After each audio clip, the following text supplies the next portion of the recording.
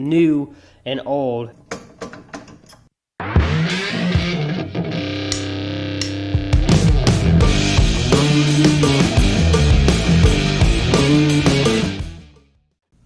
Okay, so once again, I forgot to start recording, which really sucks.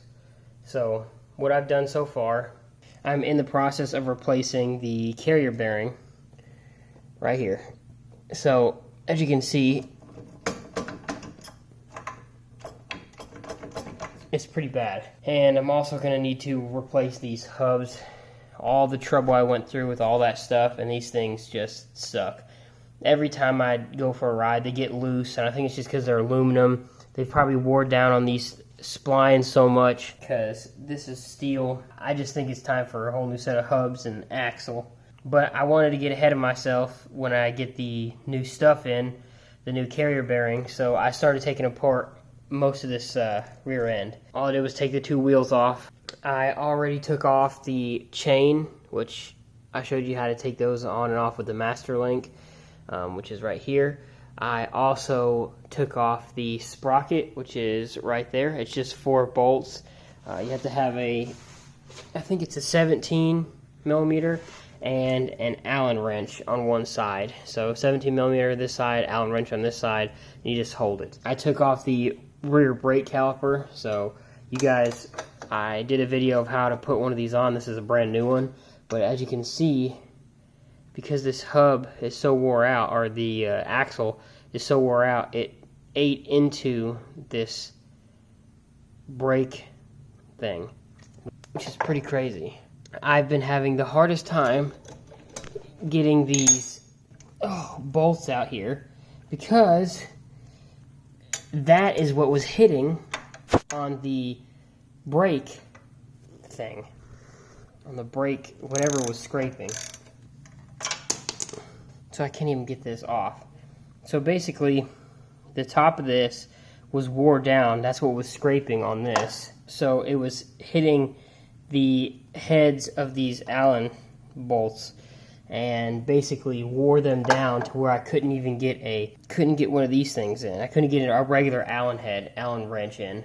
I had to use this and use a mallet to kind of hammer it in, and it worked, but it was a pain. So now, I need to figure out how to get it off. As you can see, I do not know how I'm going to. This will not fit in here. It just spins on it. So what I did was set this on here and lined it up, and then used a mallet to kind of hit it in, like that. It's not the best way to do it, but it's the only way that's worked. Next one.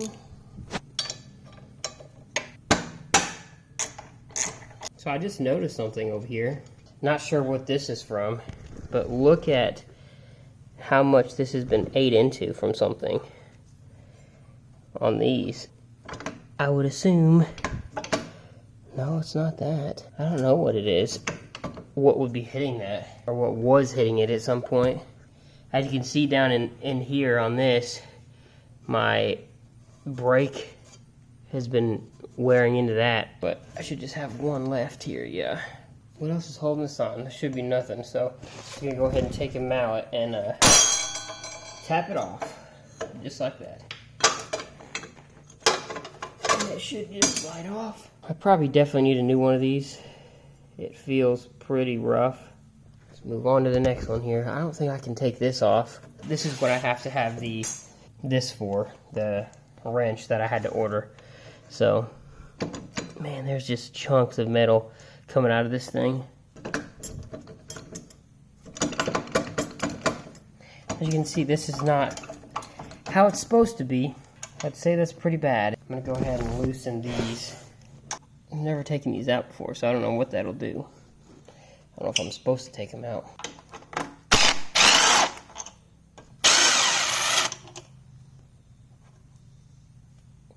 Never seen that before, so I guess that comes out.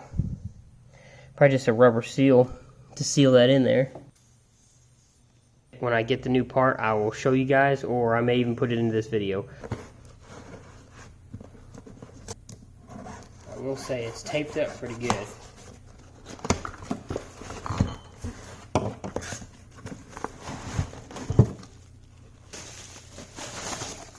So here she is. Bearing carrier here. Show you my other. This one actually has a grease port, which will be nice. I'm going to pump it full of grease. Okay, so last night I didn't record like usual because I suck at recording stuff still. I took all of this out. So here's my old bearing carrier. There's the sleeve that goes inside of it. There's my axle. It's pretty rough looking. I'm definitely going to try to clean that up a lot.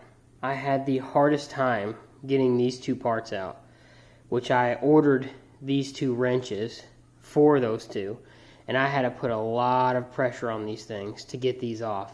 I ended up 3 days in a row, before I even got these two tools, I sprayed it with PB Blaster every morning and night, trying to soak in and penetrate. That did nothing. So I had to use heat. I blasted that sucker for at least 10 minutes with this propane torch. Finally got it hot enough to budge a little bit, and once it broke, it took me another 30 minutes to get it off because it was so rough. The threads on this were so, I don't know what you would say, but they were pretty rusty and crusty. So once you take that off, you slip it off, and then everything else just kind of supposed to slip off, which it did not. I then had to take a mallet, and then which that didn't work, so I took a regular hammer and hammered the crap out of that to get it off, which is the brake rotor mount. It took forever, it felt like, to hammer that off. It was so seized on there. And the same with this thing. This is supposed to just slip off. And actually, this was so bad that the part of the carrier, this part, as you can see it's all chopped up, was still inside of this little, this is the brake mount. It was pretty freaking rough. And if you can look, this thing is really bad. I should have originally taken it off when I first got the quad and greased it, but this has no grease port, so my new one will have one, which will be nice. Look at all that nasty grease on that thing. I'm going to spend a lot of time cleaning that. I'm going to pressure wash everything, all that grease off. Going to pressure wash all this stuff off. I'll probably then, after that, try to, I think I've seen the guy use steel wool to kind of clean up that axle some. I'm going to get some grease today. I might as well get the steel wool. I'm going to get some grease today and just grease the crap out of that and my new carrier bearing. The inside of this doesn't look too bad. I definitely will clean it out, but other than that, it's not too bad. So that's where I'm at with all this stuff. There's all the bolts and pieces and stuff right there. I probably do need a new brake rotor. It's pretty bad, but I'll probably just keep it because I don't want to spend any more money than I have. I'm cheap, if you can't already see that. The new barrier carrying I got is a Caltrek, which I've got several other Caltrek pieces on this quad. It's just a really cheap Chinese company that sells off eBay. So here are the two new and old barrier carrying here. This one seems a lot heavier, and it's probably because that sleeve is still actually inside this one. This one, you can see it's pretty rough on the outsides. And it does not have a grease zerk like this one does right here. Once we get this axle cleaned up, we'll slip her in and get ready to go. Okay, it's probably the next day. I can't remember the timeline of how this stuff is. I did go ahead and get another tube of grease. As you can see, this stuff is the red high temp grease, which was originally in this gun. I got the green heavy duty grease. I filled this zerk, this grease zerk, as much as I thought I could. I mean, I pumped it full, pretty full. Also, I cleaned up this thing. This is the brake disc mount. It's pretty rough. Let me get a closer look here. It's really rough looking, but I'm gonna go ahead and still try it and see if it's good.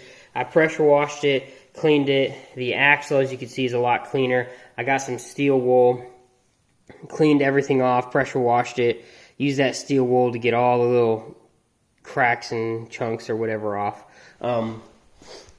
Back here, cleaned off all these parts. All these, cleaned those two off. I also cleaned out this swing arm hole here. So I think tonight is when I get back from work, I'm going to go ahead and attempt to put everything back on and see how it fits. Had to buy some of these things for the C-clamp thing, so I got some of these. We'll see how they go back on together tonight. I talked to a couple guys on a forum, and basically they said that because this piece is so wore out, it doesn't seal correctly in my bearing right here. So I need to order a new one of these, which I found for like 50 bucks. But what I'm going to do, they said it was okay as long as I didn't go through water if it was just one ride. So I'm probably just going to go ahead and put everything back together and go for a ride this Saturday and just go ahead and order that part.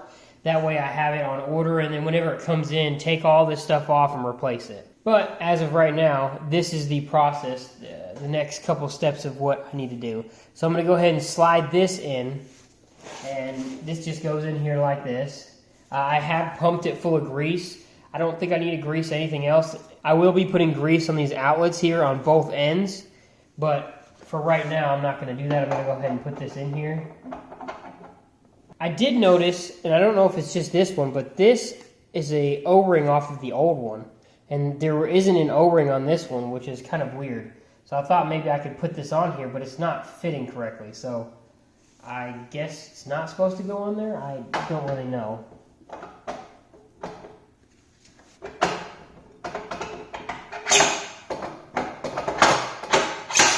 I do know this piece goes on. Which way? I can't remember. Maybe this way? I did see a thing where they put grease all over this, so I'm probably going to go ahead and do that. Put grease all over this. I think those O-rings on the outside kind of seal this in, which there isn't any on this new one.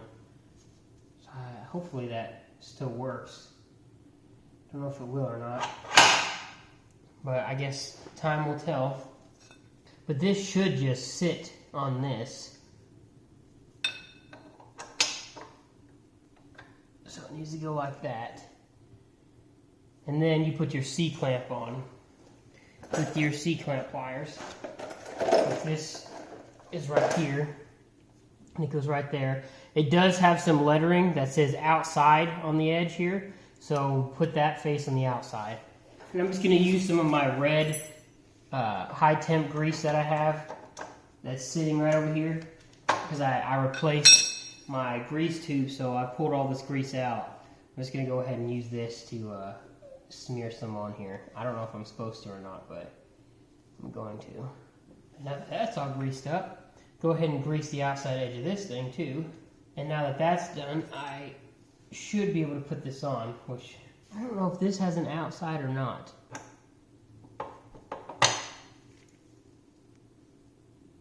Okay, that's on. I'm gonna go ahead and pick up this spring clamp. I can't remember. C-spring, something like that. And you see, you just put it in here in the holes like that and squeeze it together, and it should just fit over the top of this like that. And then you go ahead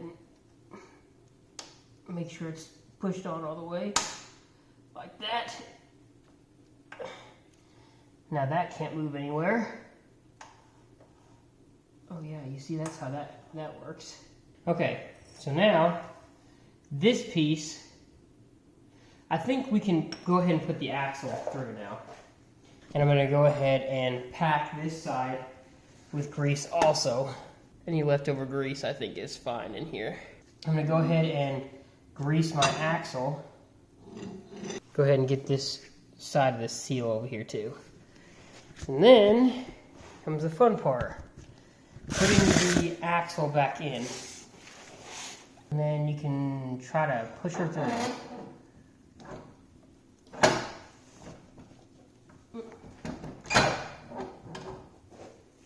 Oh, just like that. And now I can add this brake hub. Just gonna put it on here. And I don't know if there's a specific way it has to go on. Pretty sure any way is fine. Just make sure it's sealed in there pretty good. I got grease all over everything. Make sure there's sufficient grease all over these splines. And I'll go ahead and slip this bad boy back on. This is that part I struggled with, putting it on. You slide this on. After a very long time of me struggling to get this nut loose off of this little threaded portion here, I finally got it. It took heat, took me getting the tire put on this other side of the axle, weight on the four-wheeler, and a lot of heat and torquing power.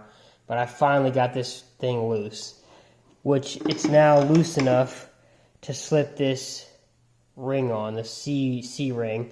So you just kind of slide it over here and get it all the way up on here until it's in that little thing right there, the indentation where it clicks. Make sure it's all the way in too. It's best to hit it with a flat head or something to make sure it's tapped in all the way. Yeah, I think it is. So, from this point, we're gonna spin this sucker around until it stops, I think. Basically, you're gonna cover that thing back up like that. I believe I read this is supposed to get 59 foot-pounds of torque. And these are reverse threaded, so, okay. So once that's tight, I'm going to go ahead and spin this sucker. You never put this one against the hub. You put it against this coupling here. And what that does is it tightens against that little O-ring and pushes the brake hub against the bearing carrier, which then keeps everything sealed and tight together. I think I read online that this one torque spec is 89. Okay, so this is some of the aftermath of last night. I got everything back on here. You can see that's really greased. I need to clean that up some. This side is tight. This side, there's a little gap there. I'm not sure if that's supposed to be there or not. I tightened that as tight as I could, so I think the next part is just cleaning up a lot of this grease. It's just loose everywhere. And putting all the bolts back in. Putting the chain back on, putting the sprocket back on, the brake disc, the brake caliper. Just putting basically everything back together. Let's get some of this grease off. I'm just glad that these are done. Those nuts, that was a pain in my... I'm going to go ahead and get this sprocket back on. And from there, I'm going to put the chain back on. Make sure everything's still good with the chain. And I can put these nuts back in here. I was talking to a guy online on Honda ATV forum, and I basically think he was saying I can put some thread locker on this right here to help keep that castle nut tight on the hub, because it seems to loosen up over time. I mean, after every ride it's loose, so I'm going to go ahead and get some thread locker and put some on there. And we'll call that good. But here's the sprocket. You just slide it over the axle.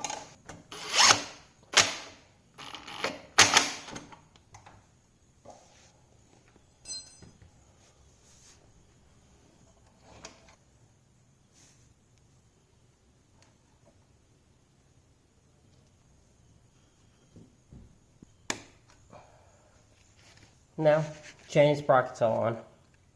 As you can see, it's super loose because this carrier isn't all the way in. So I'm going to go ahead and rinse off some of these parts and be back for that. Yeah.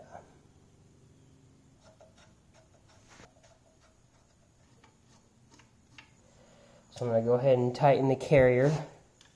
Be pretty tight, yeah. And then I can adjust it more. So I'm not sure what was happening before, but we're going to call that good for now because I got to get ready to go to work.